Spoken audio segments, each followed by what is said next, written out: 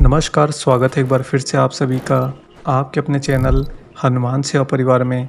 आशा करते हैं कि प्रभु श्री हनुमान जी और परम पूज्य गुरुदेव बाबा नीम करोली महाराज जी आप सभी भक्तों पर असीम कृपा सदैव बनाए रखें। दोस्तों, महाराज जी एक बात कहते हैं, वस्त्र रंग लेना सरल होता है, परंतु मन को रंग लेना आसान नहीं होता।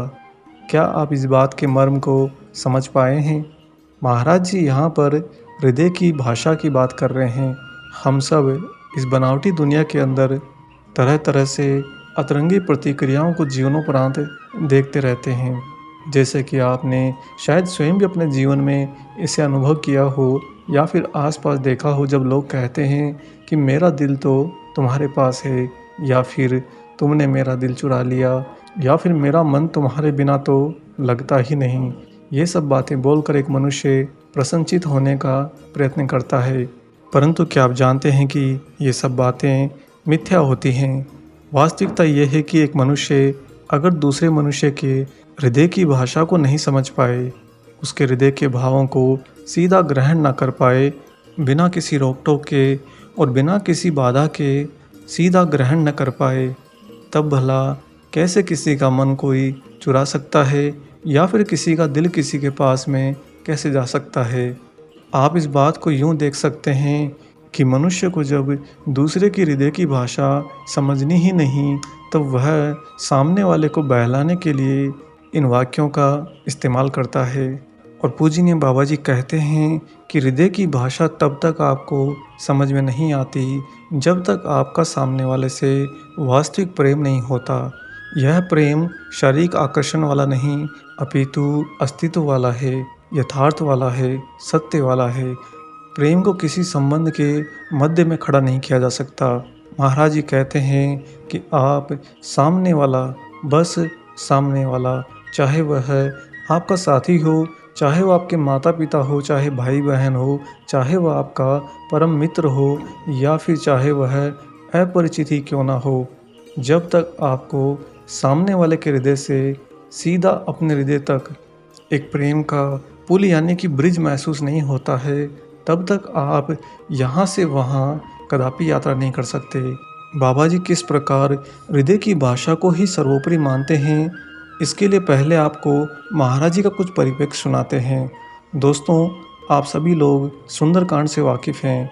आप सभी के घर में भी समय समय पर सुंदरकांड का पाठ होता होगा, और हो सकता है कि आप ही में से कुछ भक्त स्वयं सुंदरकांड का पाठ भी करते होंगे। महाराज जी को वह सुंदरकांड का सहस्वर पाठ बहुत ज़्यादा प्रिय था। अगर कोई भक्त बाबा के सामने बैठकर सुंदरकांड की व्याख्या शुरू कर देता, पाठ करना शुरू कर देता, तो दोस्तों महाराज जी वहाँ से उठकर कभी नहीं जाते। बाबा तब तक वहीं पर लीन रहते, तब तक वहीं पर मग्न रहते, जब तक कि सुंदरकांड पूरा नहीं हो जाता। और महाराज जी का यह परिप्रेक्ष्य हर एक जगह पर हमेशा लागू होता है। आज भी वही भाव सूक्ष्म रूप में सभी भक्तों के साथ में लागू होता है। जैसे कि अगर आप महाराज जी को सच में समर्पित हैं, उन्हें ध्याते हैं और अपने घर में सुंदरकांड का पाठ करते हैं, तो उस समय महाराज जी सूक्ष्म रूप में आपके पास में आकर बैठ जाते हैं, और तब तक महाराज जी वहाँ से हिलते तक नहीं जब तक कि आपका सुंदरकांड का पाठ पूर्ण न हो जाए। और ऐसा क्यों होता है, आइए पहले आपको यह रोचक भाव बताते हैं। दोस्तों, सुंदरकांड की कथा के एक प्रसंग में माता सीता के लिए भगवान श्री राम के संदेश का वर्णन है। जब वे सीता माता से बिछुड़ जाते हैं, स्वयं प्रभु श्री राम ऐसी पवित्र साध्वी से विछोह हो जाने पर अपना दुख कह रहे हैं। भगवान श्री राम कहते हैं कि किसी को दुख कहने से कुछ हद तक तो कम हो ही जाता है, किंतु इसके बारे में मैं किससे कह सकता हूँ, क्योंकि ऐसा कोई है ही नहीं जो मेरे दुख को वास्तव में समझ सके।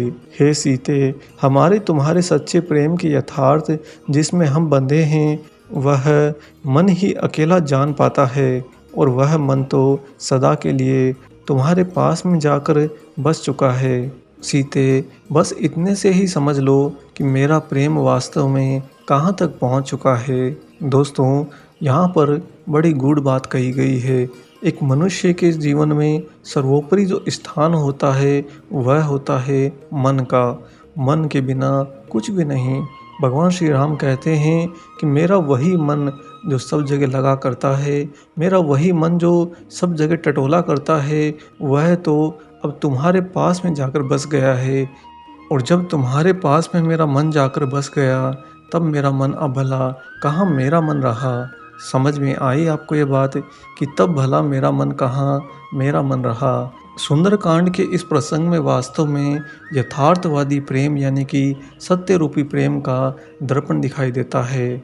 जब कभी भी सुंदरकांड के अंदर यह प्रसंग पढ़ा जाता था तो महाराज जी की आंखों से निरंतर आंसू चूने लगते थे। और दोस्तों उसके बाद में अक्सर बाबा ध्यानस्थ हो जाते थे। ध्यानस्थ भी ऐसे पत्थर की मूर्ति होकर जड़ हो जाते। अगर कोई हाथ भी लगाए तो जो एक मनुष्य शिला को हिला नहीं सकता, ऐसे बाबा अपनी जगह से हिल भी नहीं पाते थे। लेकिन उस समय भी महाराज जी की आंखों से निरंतर आंसू चू रहे होते। यह अवस्था बाबा की 1-2 मिनट या कुछ क्षण की नहीं होती थी, अपितु महाराज जी कई कई बार तो घंटों घंटों तक इसी अवस्था में जड़ हो जाते थे। जिसका अभिप्राय यह भी देखा जा सकता है कि बाबा उस समय इस मानव शरीर को मूर्ति स्वरूप देकर स्वयं प्रभु श्री राम की याद में अनंत ब्रह्मांड की अनंत यात्रा पर निकल जाते। क्या आप सोच सकते हैं कि हनुमान जी को वास्तव में कैसा महसूस होता होगा जब उनके प्रभु अपने दुख की वास्तविक यथार्थवादी व्याख्या करते हैं, कहते हैं कि मेरा दुख कितना बड़ा है। सोचिए, हनुमान जी के प्रभु को जब दुख होगा तो क्या आपको लगता है कि हनुमान जी यहाँ पर मानवीय लीलाएं कर रहे होंगे? नहीं, कदापि नहीं। हनुमान जी इस ब्रह्मांड में प्रभु श्री राम के उसी आयाम को फिर से ढूंढने में लग जाते हैं। पवन वेग से सूर्य की किरणों से भी तेज चलते हुए पूरे ब्रह्मांड के ब्रह्मांडों को खंगालते जाते हैं, क्योंकि जो राम की वेदना है वही तो हनुमान के हृदय में बसी है। हनुमान का भी मन भला हनुमान के पास में कहाँ है।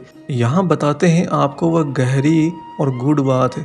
प्रभु श्री राम का मन माता जानकी के पास यानी कि सीता के मन के पास में जाकर बस चुका। इसका मतलब प्रभु श्री राम के मन की जगह खाली हो गई। ऐसे में ही तो प्रभु श्री राम ने वास्तविक दुख का एहसास किया था। हनुमान जी ने एक क्षण भी गंवाए बिना अपने मन को प्रभु श्री राम के मन के स्थान पर स्थानांतरित कर दिया, क्योंकि अपने प्रभु की आंखों में आंसू क्या हनुमान जी कभी देख पाएंगे? कभी नहीं। हनुमान जी ने स्वयं का त्याग कर दिया दोस्तों, स्वयं का पूर्ण त्याग कर दिया। अपने मन को प्रभु श्री राम के खाली मन की जगह पर स्थानांतरित कर दिया, ताकि प्रभु श्री राम को दुख की वेदना वह दोबारा एहसास न करा पाए। इसीलिए तो प्रभु श्री राम ने रामायण की लीला के बाद में एक बहुत बड़ी बात कही थी कि हे हनुमान, तुम मेरे हृदय में बसते हो। जिसका तात्पर्य है कि जिस प्रकार प्रभु श्री राम माता जानकी के हृदय की भाषा को समझते हैं, जानते हैं, बिल्कुल ठीक उसी तरह समांतर हनुमान जी प्रभु श्री राम के हृदय की भाषा को समझते हैं। हनुमान जी के जितना बड़ा भक्तराज ही नहीं अपितु त्यागी भी कोई नहीं हुआ। क्या आप कभी कल्पना कर सकते हैं कि एक मनुष्य जो बात बात में कह देता है कि मेरा दिल तुम्हारे पास में है, मैं तुमसे प्रेम करता हूँ, या मेरा मन तुम्हारे में लगा है, क्या वो मनुष्य कभी सामने वाले का मन खाली हो जाने पर अपने मन को उसके मन के स्थान पर स्थानांतरित कर पाएगा? कभी नहीं। कभी नहीं मतलब कभी नहीं, आने वाले युगों युगों में भी कभी नहीं। यह काम किया है हनुमान जी ने। इसी कारण से जब जब सुंदरकांड का पाठ होता और उसमें प्रभु श्री राम की यह व्याख्या आती, महाराज जी अपने हनुमत ऊर्जा को धारण कर लेते और अनंत ब्रह्मांडों की यात्रा पर निकल जाते। अब आपको बताते हैं यहाँ पर सबसे बड़ी बात, जो भक्तजन महाराज जी के शरीर रहते हुए बाबा के साथ में रहा करते थे, जिन्हें आज आप मात्र अनेक चित्रों के माध्यम से ही देख पाते हैं, वो भी तब जब आप वास्तव में महाराज जी से प्रेम करते हों, क्योंकि अधिकांशतः भक्त तो प्राप्ति भक्ति करते हैं, बाबा से उन्हें कुछ ना कुछ चाहिए ही होता है। इसीलिए जब वे महाराज जी का कुछ चित्र देखते हैं जिसमें बाबा के साथ में कोई भक्त हो, तो उनका ध्यान बस बाबा पर ही टिका रहता है कि देने वाला अब तो दे दे मुझे। यह भाव वास्तव में भ्रमित भाव होता है। सच्चे भक्त तो महाराज जी के चित्र में बाबा से पहले उन भक्तों को देखते हैं जो भक्त महाराज जी के इतना निकट मात्र 1-2 फीट की दूरी पर उनके साथ रहते हों। हनुमान जी की ऊर्जा और परम प्रेम के इतना निकट रहना हर किसी के सौभाग्य में नहीं होता है दोस्तों। जिस श्रेणी के प्रेम की व्याख्या हमने आपको प्रभु श्री राम के संदर्भ में अभी बताई है, बिल्कुल उसी श्रेणी के प्रेम से महाराज जी के सारे भक्तगण बाबा के साथ में उस समय बंधे रहते थे। सेव फल आदि देना, दयालुता, हास परिहास, लोगों का आना जाना, इन सब में प्रेम ही तो होता था। वास्तव में महाराज जी प्रेम के बारे में कहते तो थे, परंतु सच तो यह था दोस्तों कि वे स्वयं ही प्रेम हैं। वास्तविक प्रेम वे स्वयं ही हैं। एक भक्त ने छोटी किंतु स्पष्ट बात कही थी कि बाबा हमारे हृदय की भाषा जानते हैं। इसीलिए तो महाराज जी यह बात बार बार कहते थे कि वस्त्र रंग लेना बहुत सरल होता है, यानी कि वस्त्र के ऊपर कलर चढ़ा देना बहुत आसान होता है, परंतु मन को रंग लेना आसान नहीं होता। ऐसे ही दोस्तों एक बार की बात है, एक दिन एक भक्त महाराज जी को अखबार की खबरें पढ़कर सुना रहा था। वहीं नज़दीक बैठा एक विदेशी भक्त के मन में आया कि महाराज जी भला इसे कैसे सहन कर सकते हैं। इसका तात्पर्य है कि अखबार में जो अनाप शनाप खबरें लिखी होती है, यह सब महाराज जी पर कैसे प्रभाव कर सकती हैं। जब उस विदेशी भक्त ने यह ख्याल अपने मन में पाया, उसी के अगले क्षण में उसे महाराज जी के प्रति अपने ही अंदर अत्यधिक प्रेम उमड़ता हुआ महसूस हुआ। और इसके बाद तो वह अनूठे प्रेम का प्रवाह उस विदेशी भक्त के हृदय में इस गति के साथ में बढ़ता जा रहा था कि रुकने का या थमने का तो नाम ही नहीं ले रहा था।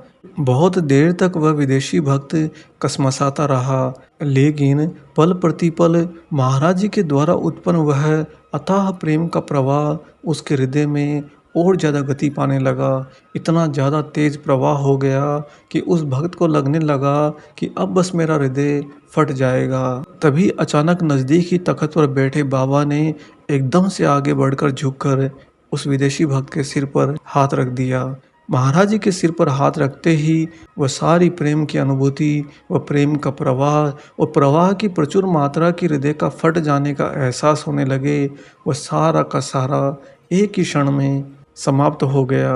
और उसके बाद में उस विदेशी भक्त को यह दोबारा कभी महसूस नहीं हुआ, यानी कि यह जो अनुभव था, यह अनुभव की कोई पुनरावृत्ति नहीं हुई। दोबारा उसे इसका एहसास तो कभी प्राप्त नहीं हुआ।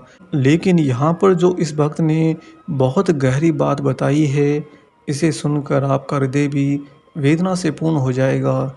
यह विदेशी भक्त कहते हैं कि जब बाबा ने मेरे सिर पर हाथ रखा और एक ही क्षण में सब कुछ समाप्त हो गया, उसी समय मैंने दृष्टि उठाकर महाराज जी की ओर देखा तो मैंने पाया कि महाराज जी दया भाव से परिपूर्ण नेत्रों से मेरी ही ओर देखकर मुस्कुरा रहे हैं। बाबा की आधी खुली आंखें जिनसे महाराज जी मेरी ओर देख रहे हैं, मुस्कुरा रहे हैं, और बाबा की उन्हीं आंखों में निरंतर अब अश्रु प्रवाह करने लगे हैं। जो प्रेम मेरे हृदय में प्रवाहित था, वह प्रेम अब बाबा की आंखों में अश्रु रूप में प्रवाहित होकर बाहर छलकने लगा है। जिसका तात्पर्य यह है कि मैं तो उस प्रेम को संभालने के लायक ही नहीं था। इसीलिए तो मुझे ऐसा एहसास हुआ कि मेरा हृदय अब फट जाएगा। परंतु उसी समय बाबा ने मेरे उस सारे प्रेम को एक ही क्षण में अपना हाथ मेरे सिर पर रखकर संभाल तो लिया, लेकिन प्रेम का प्रवाह इतना ज़्यादा था कि वह अब बाबा के नेत्रों के माध्यम से अश्रु बनकर छलकने लगा। प्रेम महाराज जी के अंदर अथाह होने लगा और अथाह होने के कारण ही उनकी आंखों में अश्रु होने लगे। आगे ये भक्त कहते हैं कि मैंने जब बाबा को इस तरह से देखा तो बस मैं फपक कर रो पड़ा। क्या करूं, कैसे कहूं, क्या ना करूं, कुछ भी नहीं पता, सब शून्य हो गया। मेरे लिए तो वास्तव में यहाँ का सब समाप्त हो गया एक ही क्षण में। तभी बाबा ने उसी भाव में मुस्कुराते हुए, आधी आंखें खुली हुई, आंखों से झरझर आंसू बहते हुए बाबा ने धीरे से एक बात कही कि हृदय कभी वृद्ध नहीं होता। एक बार फिर से आपको बताते हैं बाबा के शब्द। बाबा कहते हैं कि हृदय कभी वृद्ध नहीं होता। इस बात को समझ लेना और ग्रहण कर लेना, सदा के लिए अपनाकर अपने हृदय में स्थानांतरित कर लेना। अगर यह आप लोगों ने कर लिया, आज की वीडियो के बाद में आप महाराज जी की इस बात को अच्छे से पकड़ कर बैठ गए, तो दोस्तों वास्तव में धीरे धीरे आपको उसी प्रेम का एहसास होगा जो प्रेम उस समय उन भक्तों को महाराज जी के सानिध्य में होता था। वही प्रेम फिर से उमड़ेगा, फिर से रंग लाएगा। मन चाहे रंगा न जाए, आपके हृदय की भाषा बाबा भली भांति जानते हैं। दोस्तों, आज का ये इतना प्रेम भरा रसमय विशेषांक आप लोगों को ज़रूर पसंद आया हो। इसी उम्मीद के साथ हम आशा करते हैं कि आप इस वीडियो को ज़्यादा से ज़्यादा शेयर भी करेंगे अन्य सभी राम भक्तों और हनुमान भक्तों के साथ में। अगर आप चैनल पर नए हैं तो चैनल को अभी सब्सक्राइब कर लीजिए। मिलेंगे बहुत जल्दी ही एक और ऐसे ही नए वीडियो के साथ में। तब तक अपना और अपने माता पिता का संपूर्ण ख्याल रखिए और परम प्रभु श्री राम जी का निरंतर गुणगान करते हुए बाबा हनुमान एवं बाबा नीम करोली महाराज जी की निस्वार्थ होकर सेवा करते रहिए। जय सिया राम।